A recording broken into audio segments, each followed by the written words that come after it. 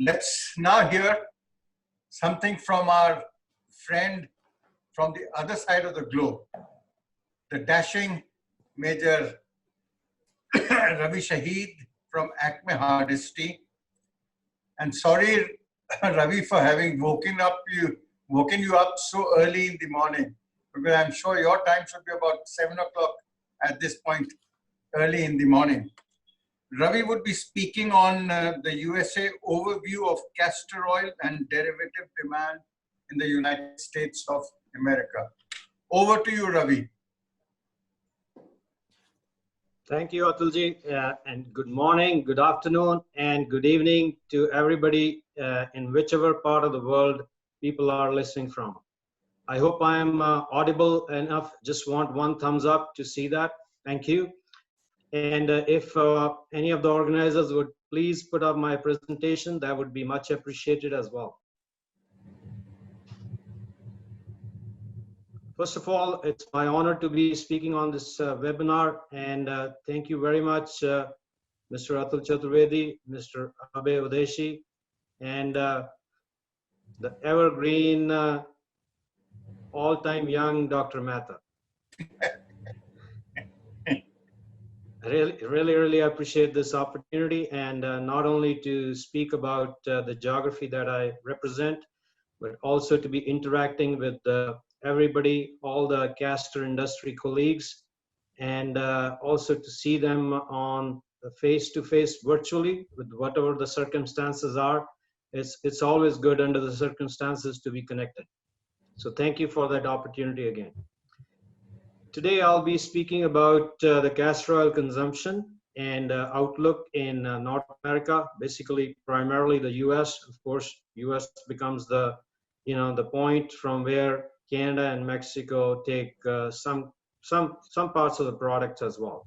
So primarily US from a overall import perspective, but it certainly filters into Canada and the Mexican region as well from the US side.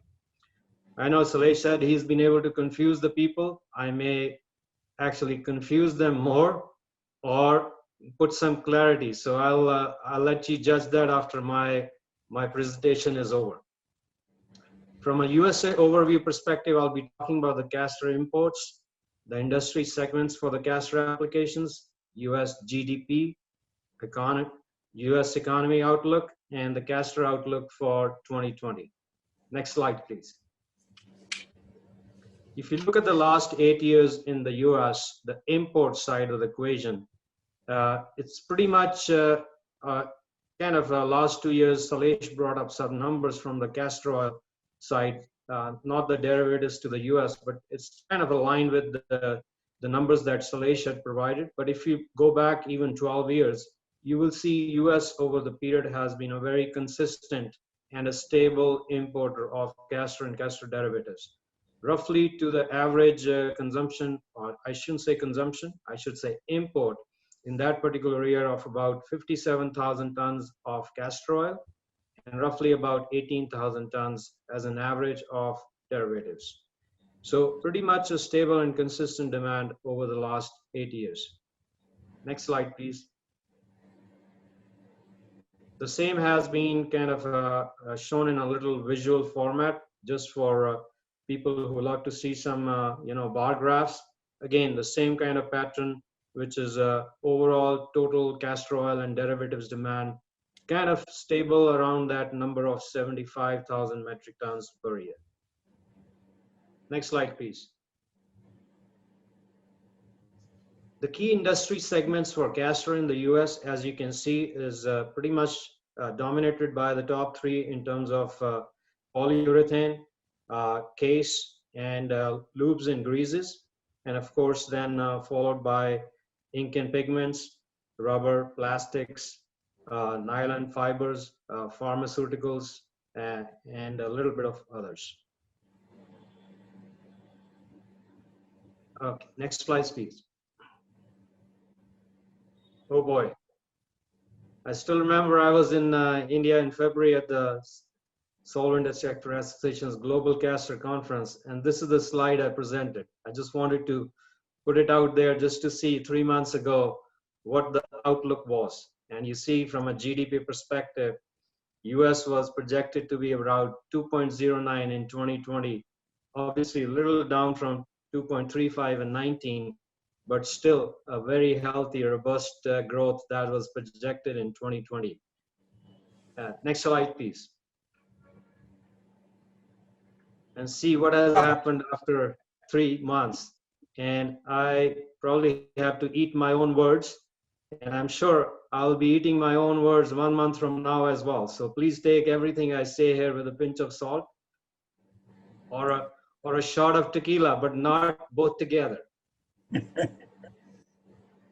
So from that perspective, if you see the US Q1, the second, second round of numbers have come out, and the third and final will come out on June the 25th.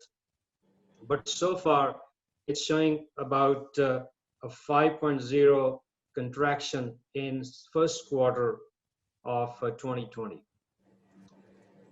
Which basically tells you, the kind of impact of the COVID-19 situation that has happened in the US. As you would, see from the news and people who are keeping a track on the COVID situation, US numbers are sitting at about 2.23 million as of yesterday, contributing about 27% of the entire global, COVID-19 cases. And the death rate is also similar, 27% of the entire global population as well. So one thing I'm sure that our president has been able to achieve, what he set out to achieve when he gave all his promises before the elections, was he's certainly made America great again in that category. From a GDP growth projections, next slide, please. We are looking at, a contraction of about 5.6% analyzed throughout 2020. And there are a lot of different, ranges going on, but this is kind of the consensus at this point of time, which was actually presented to the Congressional Budget Office. And that's where the stimulus package and everything kind of came from after that analysis. And looking at Q2, it's supposed to be contracting anything from, depending upon which analysis and who you believe, anything from 15% to 22%. And that's the range. We will see how Q2 pans out, but that's the forecast for the second quarter for real GDP, growth, or in this case, contraction, quarter versus quarter. Next slide, please. US economy outlook for 2020. Unemployment, again, I go back 3 months ago when I was in Ahmedabad, and I was kind of boasting about the US unemployment being at an all-time high, sorry, I should say all-time low at that time, sitting at about 3.5%. And, talking about the robust economy that was in the US. And today, I sit here in front of you in a webinar saying unemployment is at an all-time high at 13.3%, slightly less from 14.7 in April, but certainly an all-time high. And the US hasn't seen such kind of an unemployment numbers since the Great Depression. It is expected to be above 12% for the annual period 2020 as well at this point in time. In fact, in the Congressional Budget Office, presentation, it was actually presented to be 11.1% for 2020. It remains to be seen. Even 2021 in that particular briefing was shown at about 10%. So not a sudden upturn or a V-shaped recovery that people had talked about. That was not, or that is still not what the consensus estimate is of all the analysts. Inflation from a earlier projected 1.9% is projected to be about 0.62% in 2020. Of course, interest rates at an all-time high as well, almost zero, and no hikes expected in 2020. And one thing which basically impacts and helps in all the imports for the US is, of course, a very strong dollar. As you see, against all currencies, I'm sure that is reflected because of the uncertainty in the world, instability. Anytime uncertainty or instability is in the world, and people have some kind of a kind of in the back of the mind, not knowing what is going to happen, I think they run towards the dollar, and dollar certainly becomes stronger. Next slide, please. Again, US economy outlook for 2020 continued. Very weak consumer confidence, a declining jobs market, poor retail sales, of course, are giving the US economy a beating. Unemployment in labor markets and declining wages trend will continue, at least for the next quarter. It remains to see how Q3 pans out. Of course, it will be all dependent upon the COVID-19 situation. There is no, at least at this point of time, indication of any let up in that situation in parts of the country. In fact, after the opening of the country to some extent, we've seen a rise of number of places in the states which have really opened it up. So it also leads for the health experts to believe that there may be a second wave coming into the US as well. Of course, that is all going to play out, and generally unfavorable conditions will likely persist in 2020 or rest of 2020. Next slide, please. On the other side, you have this administration effect with the, of course, minority in the House. There is this coronavirus impact that is still going on, will go on. How much longer it goes on, it's anybody's guess. And I'm sure we all have been thinking about it. It's all over the news. So no more I guess, opinions on that. There is instability in global relations, US, China, of course, China, India, and even, from the Middle East, US as well. So US has been in a little bit of a, I guess, not a very stable relationship perspective from a geopolitical arena as well. Trade policies, of course, the US-China, that is still not sure how it's going to all pan out. There's a presidential election year. What that will bring from, complexities involved and the challenges involved, balancing the political versus the actual economy on the macro side as well. So all in all, there's an expectation of a recession to persist in 2020. Annual GDP expected to contract by about 5.6%. Next slide, please. On the Castor demand outlook, so far as you saw from Saleh's number as well, exports to the US have been about, I think he showed 13-point-some% down year-to-date May numbers. And I expect the demand to stay below normal for 2020 at about 10 to 15% as well. We already seen the year-to-date numbers. Based upon the next 3 months, we have some clarity. The only thing that we are not sure of is how September to December will pan out. But looking at everything what we have seen so far, there'll be a toned down, demand, especially lubes and grease connected to the automotive sector is greatly impacted. Plastics is greatly impacted. Polyurethanes case is impacted as well. Then we see on the crude oil comparison perspective, crude oil is at an all-time low.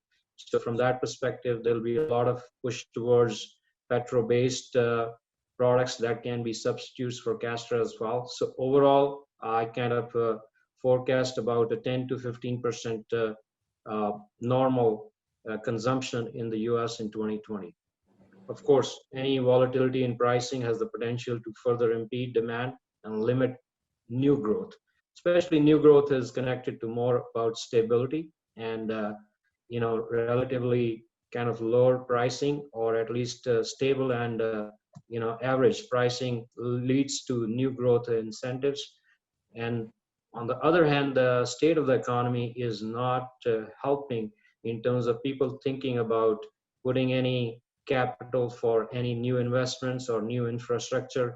So from that perspective, there will be a limited new growth on any kind of projects that are being played out for new applications for castor or castor derivatives.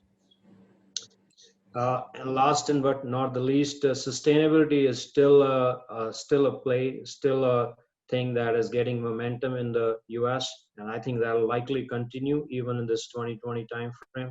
People are still, whoever has made those, first steps, they are sticking to those, and I think in this time frame, it is more likely to be emphasized than before.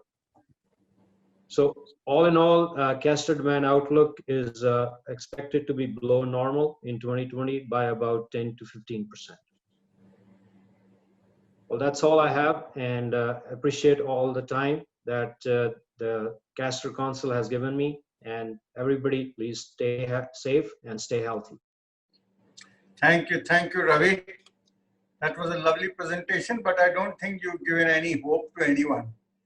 USA continues to be sliding a bit as far as the economy goes.